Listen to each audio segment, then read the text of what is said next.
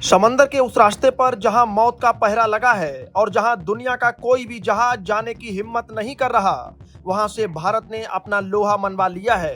Hormuz की वो संकरी सी पट्टी जिसे ईरान ने चारों तरफ से घेर कर रखा हुआ है और जहां अमेरिका के साथ तनाव के चलते बारूद की गंध फैली हुई है, वहां से भारत का एक जांबाज जहाज सर्वशक्ति 45,000 टन एलपीजी लेकर सुरक्षित बाहर निकल आया है। ये कोई मामूली बात नहीं है, क्योंकि इस समय हॉर्मुज जलडमरू मध्य में परिंदा भी पर नहीं मार पा रहा है और बड़े बड़े देशों के टैंकर रास्ता बदलकर भाग रहे हैं। लेकिन भारत के इस जहाज ने न सिर्फ रास्ता पार किया, बल्कि सीधे विशाखापत्तनम की ओर अपनी रफ्तार बढ़ा दी है, ताकि आपके घरों में जो रसोई गैस की किल्लत चल रही है उसे दूर किया जा सके। इस जहाज पर हमारे 18 जाबाज भारतीय क्रू मेंबर सवार हैं, जो उस खतरे वाले इलाके में अपनी सूझबूझ और हिम्मत के दम पर निकले हैं। गौर करने वाली बात यह है कि जब ईरान की सेना वहां से गुजरने वाले जहाजों पर नजर रखे हुए है, तब सर्वशक्ति ने उसी रास्ते का पालन किया जो तेहरान ने तय किया था। ये जहाज ईरान के लारक द्वीप के बिल्कुल करीब से गुजरा और अब ये ओमान की खाड़ी में शान से लहरों को चीरता हुआ आगे बढ़ रहा है।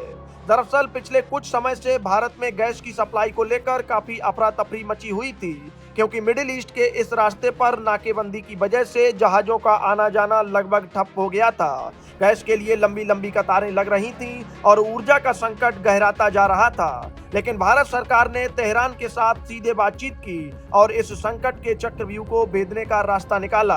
आपको बता दें कि इस समय भारत दुनिया में गैस का दूसरा सबसे बड़ा ग्राहक है और जब सप्लाई रुकती है तो इसका सीधा असर आपकी और हमारी रसोई पर पड़ता है। ऐसे माहौल में सर्वशक्ति का वहां से निकलना किसी चमत्कार से कम नहीं है, क्योंकि इसी रास्ते पर हाल ही में ईरान की सेना ने कुछ जहाजों पर फायरिंग भी की थी, जिससे दहशत का माहौल बन गया था।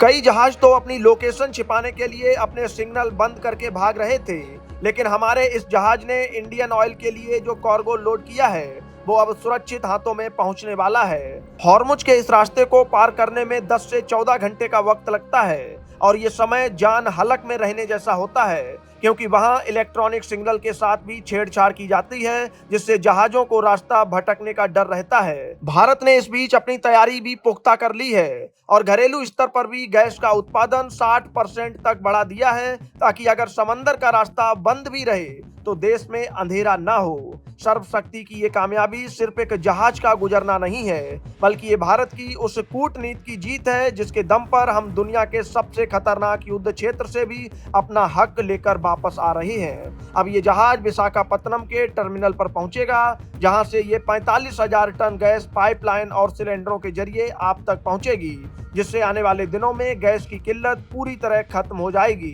भारत ने दिखा दिया है कि चाहे हालात कितने भी बिगड़े हों, वो अपने लोगों की जरूरतों को पूरा करने के लिए समंदर का सीना चीरकर भी रास्ता बना सकता है। Bureau report, Bharat update desk.